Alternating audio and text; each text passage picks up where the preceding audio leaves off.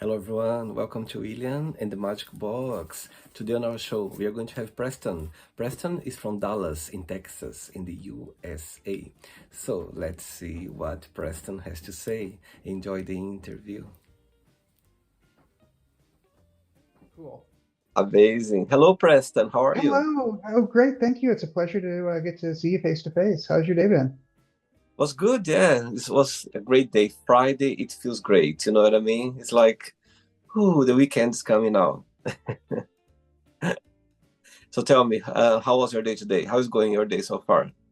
Pretty well so far. It's been kind of a slow day, but I'm actually very happy about that because it's been a very hectic week. So I'm taking the slow win for the day. Wow. So tell me, what has been the highlight of your week so far? It's been interesting because I don't know how much background reading you did about me, but I'm a creative executive for a production company based here in Arlington. And we've got a project coming up later this year called Bridget Rona. It's a, YA family murder mystery. It's sort of this, callback to the YA kind of Gary Paulson fiction of the early 90s. And it's a project that I was really excited about when it came our way, and the director asked if I would take a pass at the dialogue and some of the character background on it. And so it was a very special thing for him to ask me to give me that kind of trust and put that kind of faith in me for something that I know means a lot to him. And so this week I've been working on doing a dialogue polish and some character reconceptualization, and it's been a really fun and interesting project because I'm not used to working in that wheelhouse, and not used to working with that sort of material. So it was a fun challenge. And then to have somebody come to you and say, I want you to help me usher my baby to the screen, that's a really special thing. Wow, that's amazing. I can imagine the feeling for you to be able to, to collaborate with someone at the same time, just put everything together. It's amazing. Yeah, it really was. And I wrapped that up yesterday. And that's why today is a little bit slower, is because I had really blocked off my schedule to work on that all week. And I got it done a bit early. So I've just been using today to play some catch up. So it's been a fun day. How about you? Yeah, it's been great as well. I think in London this week has been a very, let's say, sunny week. So we had some great days, and it's the vibes outside. People you can see people enjoying it. So it's been good for sure. Oh, that's Amazing. really wonderful. That's wonderful. So tell me where are you from, Preston? I was born in Houston, and I grew up between St. Louis and Tulsa, Oklahoma. Actually, a suburb of Tulsa called Broken Arrow. More people know where it is now because the town kind of exploded in the early 2000s, right around the time that I moved. But when I was growing up there, whatever popped into your head when I said the words Broken Arrow is probably accurate. Two-lane roads, a Native American smoke shop on the side of the highway that was a hangout for the high school kids because you could smoke there. Yeah. Yeah, it kind of guide me. I don't want to go too far afield and just start extemporizing or monologuing. So, just sort of guide the direction of the conversation. Wow. And where are you based right now? Dallas. Dallas. Okay. And what's the biggest joy of living in Dallas, in your opinion? It is incredibly diverse. I tell people that Dallas now is the New York of the 70s of the South, the image that people had in their minds of what New York was in the 1970s during this kind of apex time for the city has really become Dallas now for the South. Like where I'm living right now, within a stone's throw of my apartment, there is an Argentinian restaurant, there is a Pakistani restaurant, there is a halal chicken place. There is a Nepalese restaurant. There is a Hindu temple. Wow. There is a Arabic Lutheran church. And it's an incredibly diverse area, and you get so much exposure to so many different cultures and cuisines and people, and it's really amazing. Wow. All right. So let's start the interview talking about your career. Yeah, you're a creative director and head of development. Yeah. So tell Yes. me a little bit more about your career. So right now, I'm the creative director and head of development for Little Spark Films.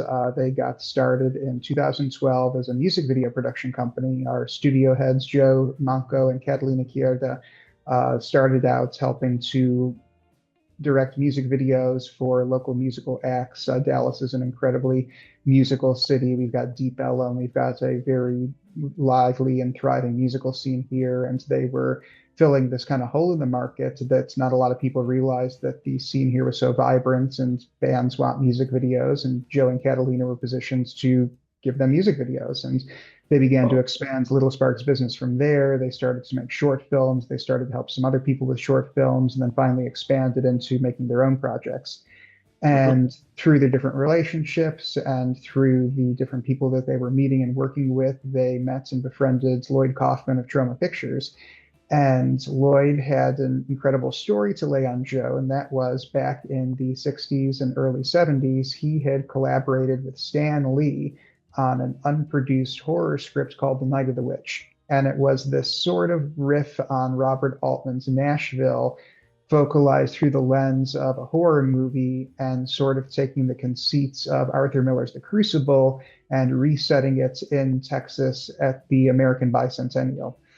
And this project never got made. It has a very interesting production history. At one point, Canon was going to make it. Canon never made it. And long story short, everybody who had any kind of claim to the material ended up dying. And Lloyd Kaufman became the last man standing who still had the rights to this project and told Joe, this means a lot to me. I want to see it made. I'm not going to direct it myself now. And I give this to you. You are the person who is going to carry on this legacy. You are the one that I've been waiting for. Night of the Witch is yours. And prior to meeting Joe, I had been a creative executive for Fangoria back when they were briefly based in Dallas. And I had been reviewing scripts and submissions for them. Think that maybe one project that I really looked at actually got greenlit during my time there, but I did not get to greenlight a lot of projects, but I really got to see what does a genre studio look like from the inside. What does it take to build one? What does it take to maintain one? What does it take to run one? I saw what works. More importantly, I saw what doesn't work. I had a front row seat for the rise and fall of a independent genre studio and got to see that trajectory and what led to it. And so I was uniquely positioned to help Joe and Catalina with their studio. Catalina and I had worked together at a news outlet called the Daily Grindhouse for several years. Catalina was a writer there. I was a managing editor there. She did incredible work with series on the films of Alejandro Jodorowsky. And so there was already this cool sort of 6 degrees of separation thing happening. And I sat down with Joe last year to discuss how to develop Night of the Witch and what could be done with it and how it could work for what he and Catalina were doing with Little Spark Films. And right around the same time, there was a interested investor who wanted to put money into Night of the Witch. And Joe told him that he'd been discussing this with me. And it just so happened this other like cool 6 degrees of separation thing, the investor had read one of my novels, Our Lady of the Inferno.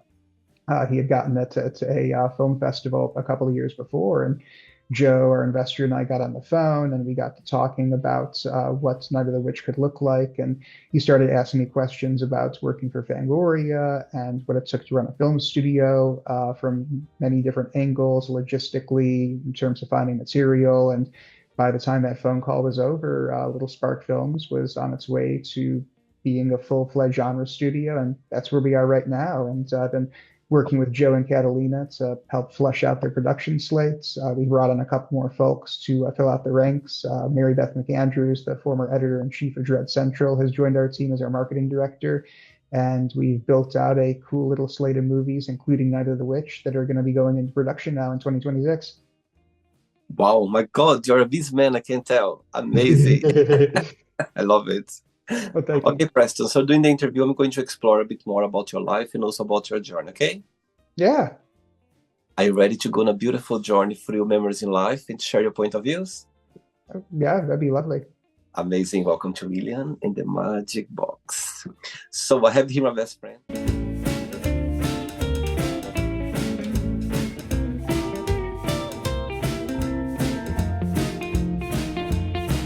Run fun questions. So what I'm going to do, I'm just going to play a song just for us to relax before the first question, okay? Okay. Just let's do it.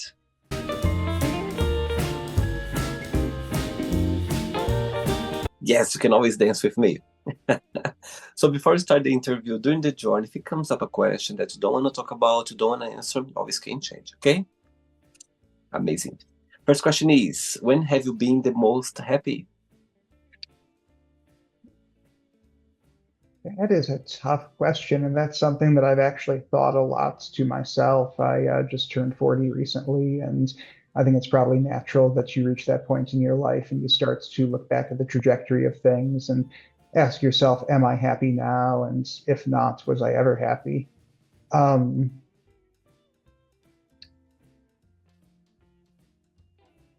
Do you believe that happiness is a choice?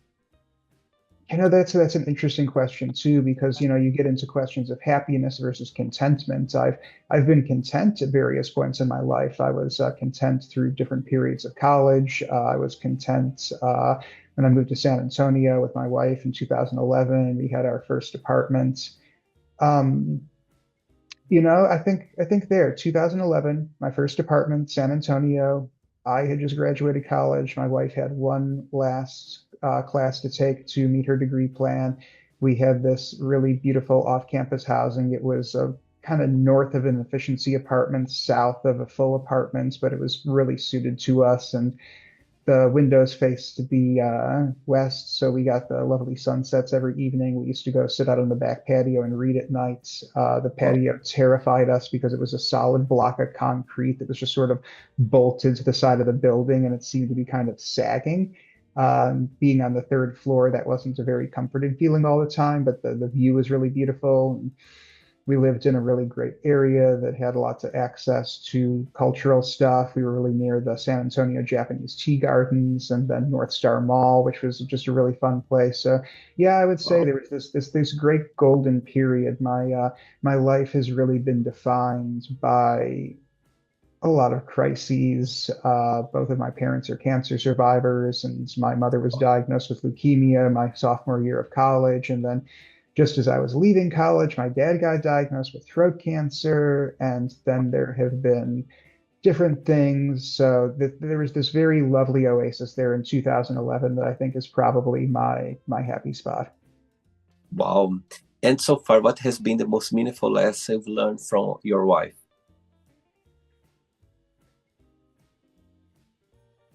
To be able to love yourself Mhm. and realizing that you have to have value in yourself for other people to love you. And it was very tough for me to learn that because for the longest time, just because of some formative experiences of my own, if you were to ask me, is it a good thing to love yourself? I would say no, because all of the people that I could think of off the top of my head who I felt really loved themselves were not really great people. And that self-love expressed itself in very toxic ways. And so for the longest time, that was my conception of what self-love was.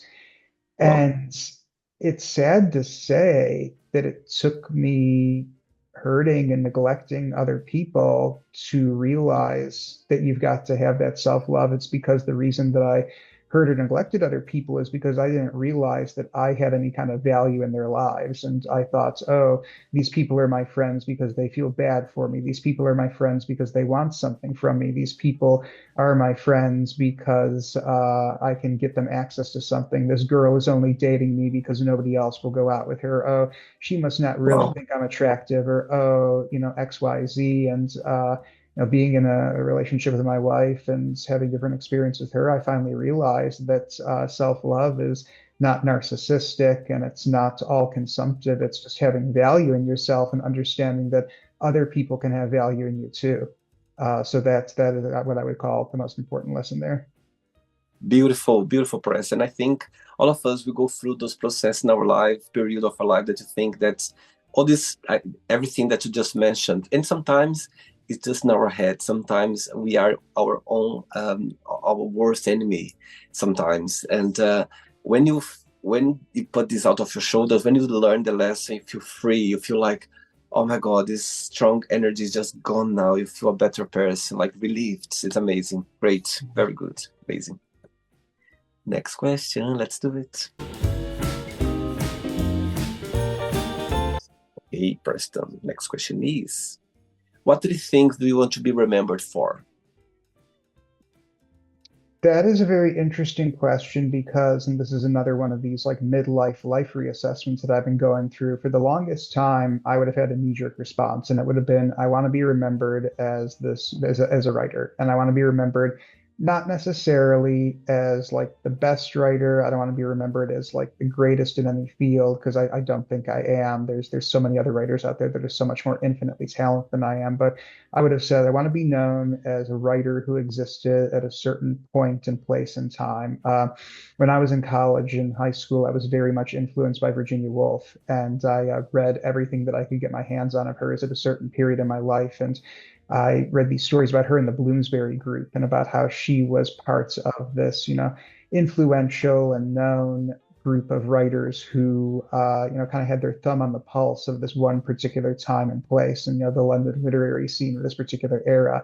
And I always thought it would be great that I could find that for myself, to be part of some collective, some generation, to say that I was there, that I was a part of that. And now I don't know that I need or want to be remembered for anything. I don't know that that's necessary. The more that I learn about history and the older I get, and I realize, 2,000 years ago, there was probably some cult orator in the Roman Empire who was this great storyteller who maybe didn't write anything down, but who recited these tales that he came up with to other people at the taverna or, in the forum or wherever. And he probably had his little cult fame and he probably had his following, and maybe he was a part of something similar to the Bloomsbury group. And we don't know his name. We don't have his stories. We don't know the other people that he was in this collective with. But that doesn't mean he didn't matter. That doesn't mean that he didn't influence the people in his life in some way. That doesn't mean that he was insignificant or didn't make a difference, even though we don't have anything left of him. And how many people do we really have their stuff left? I read this article once about how Clark Gable was once declared the face of the 20th century. And sometime around the time that he did Gone with the Winds, it was decided Clark Gable is the man who people are going to look back on when they think of the 20th century. And certainly people still know who Clark Gable was. I was just reading an article that popped up on my Instagram feed today about Vivian Lee chain smoking on Gone with the Wind. So we're still talking about these people. We're still talking about this movie. But if you ask somebody today who was the defining man of the 20th century, nobody's going to say Clark Gable. And I can go to Barnes and Noble today. I can go to Half Price Books in Dallas today and look at the bestsellers and look at the other people in my genre and my field and look at who's even on the New York Times. And how many of us are really going to be really remembered 100 years from now, 70 years Wow. from now, 1,000 years from now? Probably none of us. So being remembered has just become so insignificant a concern of mine. Wow. And what will be the title of your memoir one day? Where the fuck did I park my car? The Preston Fossil story. And why this title? Because I can never remember where I parked my car. Uh, I had a gold Hyundai for several years, and that is one of my favorite cars, not because of the car itself. The damn thing broke down on me all the time, but it was a distinct color and it had a loud horn on it when I would click it for my locks. And I never lost that car. And that is the only car that I never lost. Everything else, I've got to put into place this series of mnemonics or markers to remember where my car is. And that has just become such a lifelong struggle for me. It feels appropriate to sum up the absurdity of life specific in Wow. general and my life specifically. So yeah, where the f did I park my car? The Preston Fossil story. I love it. I love your, creativity.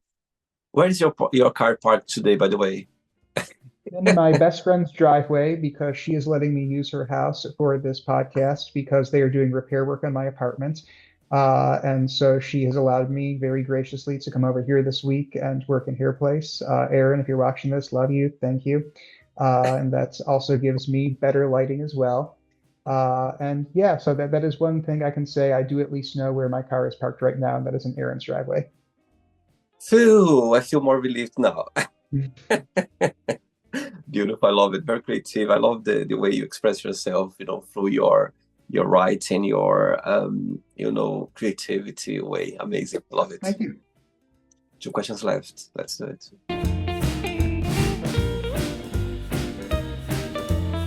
For the next question, what's the biggest joy of being a writer? It's twofold. They kind of go hand in hand. And Mhm. it is being able to create other life and worlds and dictate what happens with them or discover what happens with them. I had two really incredible creative writing teachers in high school. There was PC Cast, who writes the House of Night books with her daughter Kristen. I actually went to high school with Kristen, and PC Cast was my writing teacher. And then the other one was Mr. Miser. He was a little bit more old school, a little bit more reserved, so I never got his first name. He was always just Mr. Miser. And Mr. Miser said something once in a creative writing class that struck me very much. He didn't mean it in a megalomaniacal way. I don't mean it in a megalomaniacal way, but when you sit back and think about it, this is true. Writing is one of the most godlike activities that a person can engage in because you are creating your own world, you are creating your own people, you have total control over that. And to a certain extent, whatever happens in that story is under your power. Now, I'm something of a deist myself, but I have a similar application of that perspective to writing because I don't necessarily know that I control all my characters. I don't know that any writer controls all their characters. Thomas Harris has this great essay about meeting Hannibal Lecter and about how he discovered this character. He didn't create him. And I think that that's very much true to a certain extent. When you're a writer, you can tap into things less than necessarily wholesale create them. My very first book, Lady of the Inferno, I talk about how the main character in that book underwent this very radical change from my original conception of her. I've had this very set idea of who she was and what she was going to do in this book and what defined her and what made her tick. And I was writing her very first scene in the book, and it's with the secondary antagonist. And during the conversation, I had her say something in German. And it seemed completely organic to the character, and it fit for the scene, and the scene flowed naturally. And then I had to ask myself, why does she know German? Why does this character, whose backstory I have fairly figured out, why does this person speak German? It does not necessarily fit on paper, but she does. And that led to this reconceptualization. And I joke that at the end of that chapter, she leaves the hotel restaurant and she goes upstairs to her room. And I said that while she was walking up those stairs, she gained a little sister and about 50 IQ points. And it was this complete reconceptualization of the character. And I think that depending on your perspective of God, the universe, if there is a creator, we're not necessarily made wholesale. We don't live our lives under this like puppeteer control. We're created and we go out into the world and maybe we surprise God sometimes. And I think it's a very similar experience to being a writer. And to be able to engage with creation that way in such an intimate and unique manner, and then to share that with other people, it's a really wonderful feeling. And the second part of that is that's because you're dealing with such an intimate exploration of people's inner lives and creating life. It's a wonderful way to understand yourself and other people. Each and every one of my books that I have published was written several years after some kind of issue or problem that I've experienced in my life, and every one of those books is my exploration and analysis of that. And writing those books did more for me for solving life issues than any amount of therapy ever could have. I can imagine. My God, you self-putting all everything. When you write something about your life or about you or some characters or anything about it, it's a healing process. It's something I understand about you. It's something I get it getting done. I think it's amazing. Wow, great. Next question is, what do you consider most romantic? That is tough because I think it depends on the situation. I think that's what really constitutes romantic is sort of a fusion of the people who are involved. It could be flowers and a night at the movies. It could be a rainy day, staying at home and watching the weather. It could be a stroll in the park. It could be a night out. So it really depends, who am I with? What's the situation?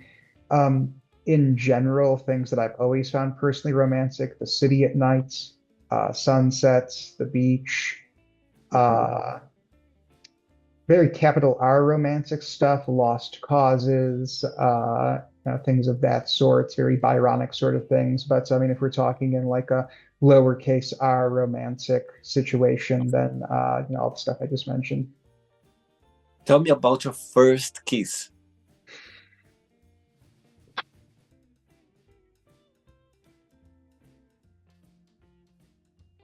I'm not going to do my first one because there's certain particular things that I'd rather not follow up on there, but I'm just going to choose my first kiss with my wife, which is what I count. And we had both gone to this Moulin Rouge themed college dance that they hosted at we met in college, and we had both gone. And I had no clue that she liked me. I had no clue that she was interested in me. We were in the writing honors group together. I was her vice president in charge of advertising. She was the president of the organization. We were in a couple of other campus organizations together. We were in biology together. And I had no idea that she liked me whatsoever. And this goes back into that whole thing before about no sense of self-love. It also goes into the fact that I was diagnosed as autistic in college and really wished that I had been diagnosed sooner and that the diagnostic criteria that exists today had existed in the 80s and 90s because I probably would have had a much nicer upbringing. But I had zero clue whatsoever that she had any interest in me. And we spent the entire dance together talking and hanging Oh, out.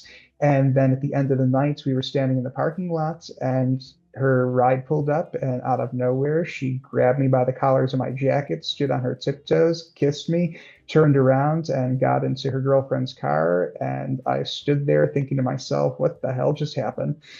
wow. And it says so much about me that I responded to that by waiting a couple of hours and then writing her an email and telling her that I had a nice time at the dance and saying that, quote, if that's ever going to happen again, I'll be ready next time. Oh, sweet. Oh, I love it. Okay, so your wife, she's watching this interview right now and have a moment, an opportunity to send her a message. What would you say? She's watching. I really love you and I appreciate everything that you've done for me, everything that you have brought into my life just by being there, by supporting me, by showing me what it means to be a good person, by showing me what's true compassion looks like. And just thank you and I love you. Beautiful. Love it. Last question. Ready? Let's do it. Last question.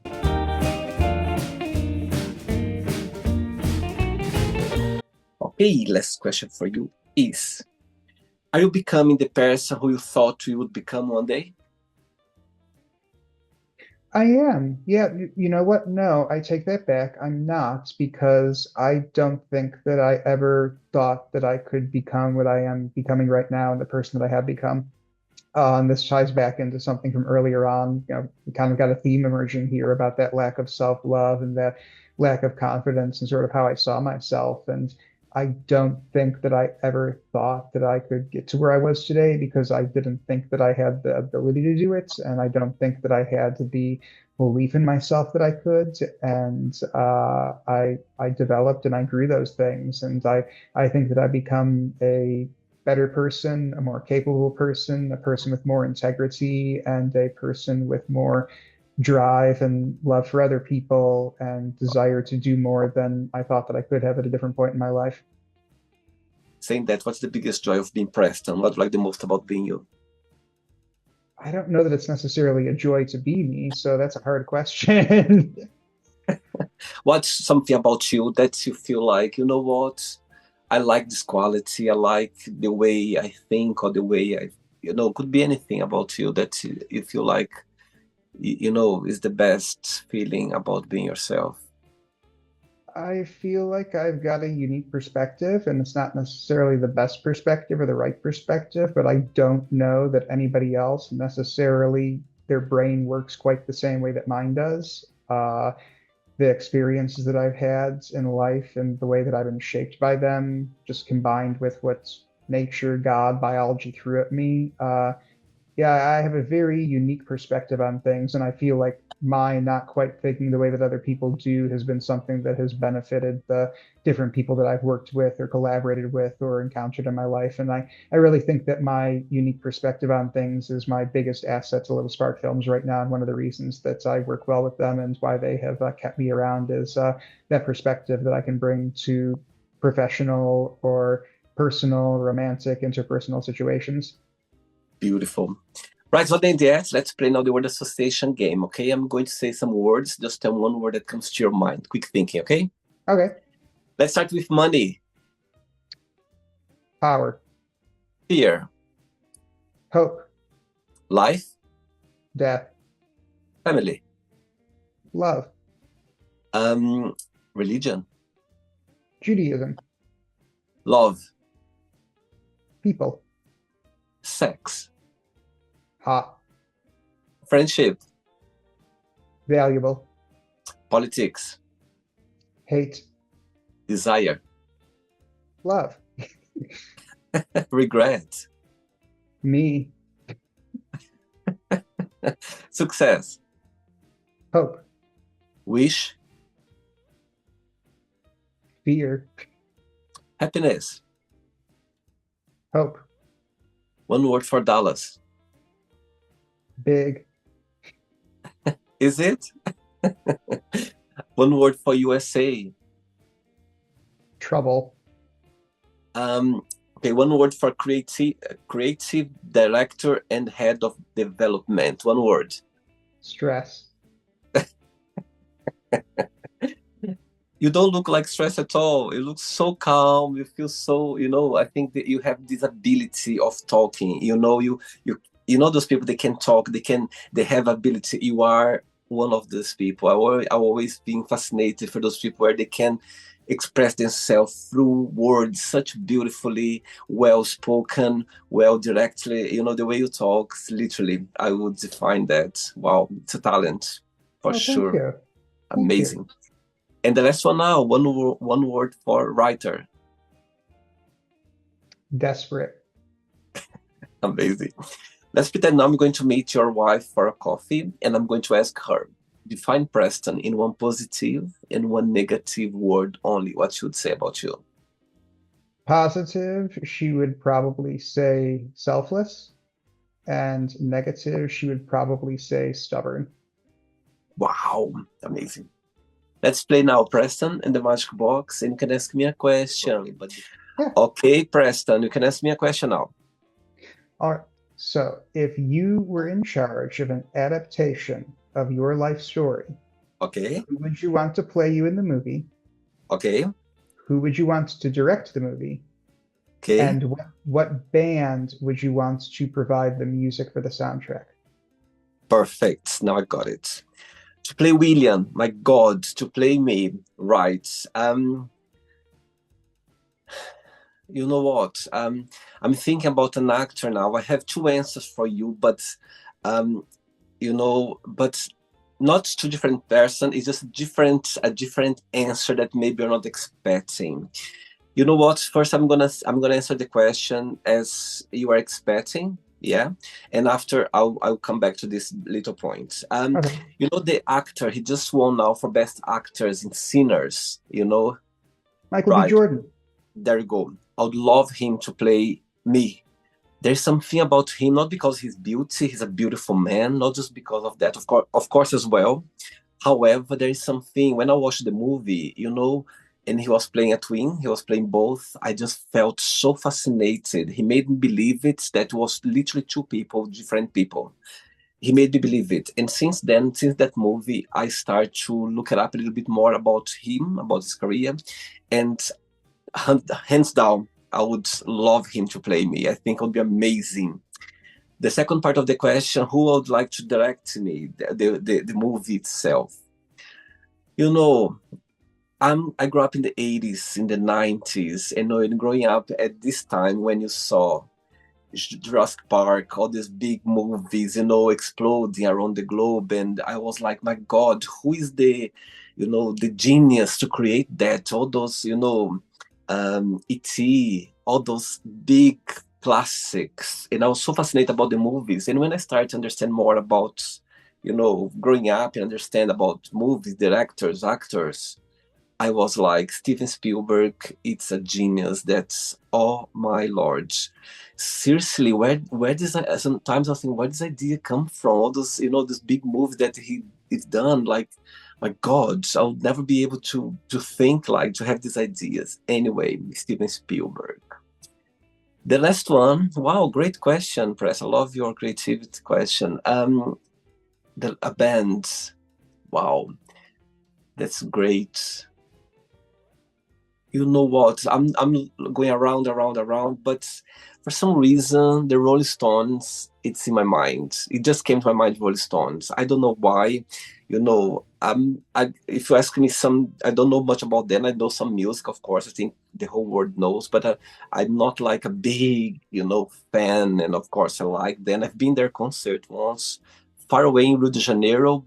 For a minute, I remember they were playing on the beach for 1 million people, and I saw Mick Jagger like that, far away, like this size. I was so far, I saw him this size, and I couldn't see the whole concert because there was too many people, on the beach, and it was a bit uncomfortable for you to concentrate because it was too many people.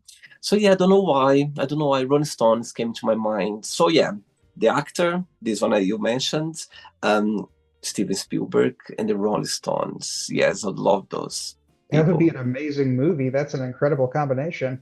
Yes, and now just on the side, when I said about I was a bit, let's say, I wasn't sure about the actor. I knew about him because he came to my mind, but actually, I would love to maybe not the whole movie, but some parts of the movie. I would like to play on it as well because I would love to be part of it for me to be able to express that time of my life. That Yeah. was, you know what I mean? I'd love to be not the whole one, but at least some point, a period of my life that I'd love to be playing it so I could put it out exactly how I was feeling or at the time. You know what I mean? So, yeah, but I would love to have the other actor as well because for sure he would, like he would do perfectly.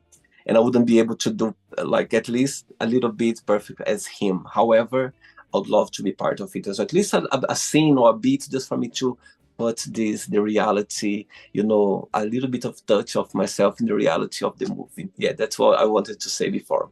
Yeah. That would be incredible. Did you enjoy the interview? That was wonderful. Thanks again, Preston. Thanks for taking the time for the interview. Thanks for being so kind and so sweet and accept my invitation. And before you go, if you can share a positive message or anything that you live by. Yeah, so I worried you a moment ago looking down, but I had actually gotten my quote pulled up because you had asked me to have something ready. When I was in college, I wrote a fan letter to a man named Herman Raucher.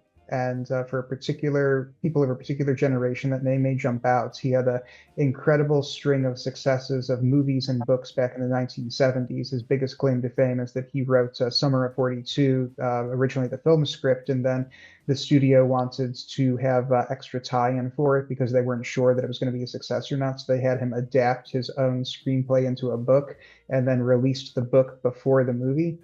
And I had discovered some of his stuff when I was in college and had written him a letter, and he actually ended up writing back to me. He was much older by that point and retired, and he and I corresponded off and on for several years. He just passed away very recently in his 90s, but he was something of a on again, off again writing mentor to me. And I would occasionally send him letters and ask for advice, and he and I would briefly chit chat. And something he said to me once in response to one of my correspondences has always really stuck out at me, and it's a quote that I have kept, and that's that life isn't an event, but a series of moments, and if you're fortunate, you'll one day have your own personal darkroom of memories. And if you're very lucky, you'll meet the people who will become the stuff of your life, who you owe, what's loved you, spurned you, and driven you nuts, and made you who you are. And that was a very profound thing for me to hear from him. He said that to me just after I went through my very first breakup with my first girlfriend, and I was in college by this point, and we had been together off and on for about 2 years, and it was just a very sad, messy breakup happening at a very sad, messy point in my life. And to hear that coming from somebody who I knew had experienced an entire lifetime at that point and had come out okay was very meaningful to me, and that's something that I have kept in the back of my mind. And going back to something I talked about before, my friend Erin, whose house I'm at right now, she had invited my wife and I to have a Easter weekend with her and her extended family, her parents and her brother and his family, and it was just this really remarkable, magical experience for me this year. And the past couple of years have been very chaotic for me, and it was this really wonderful oasis of positive experiences that has got me thinking about that quote a lot more recently. And I was happy to have the opportunity to share it with everybody here. Amazing. Oh my God, I'm so glad you shared that because, just talking about breakup, I feel the pain about breakup. It's so painful. I think we're not prepared for those situations. I think, but it's just life talking to us and healing and make us understand more about life. But when you go through it, it's really painful. We can hurt ourselves a lot. But anyway, lucky you had somehow this quote comforts your heart at the time. Amazing. Yeah. Very good. Thanks again. Regards to your wife, to your friends and Yes. family. Keep in touch. It was a pleasure having you on the show. Okay. Bye-bye. Take Thank care. you. Bye. Bye. Take care. So, did you like the show? Don't forget to give a like, to share it, and also don't forget to subscribe to the channel. And if you'd like to be part of the show as well, first, subscribe to our channel, and after that, just go to our website, www.williamandthemagicbox.com, and send us a request saying why would you like to be part of the show. And I see you there. Bye bye, see you next time.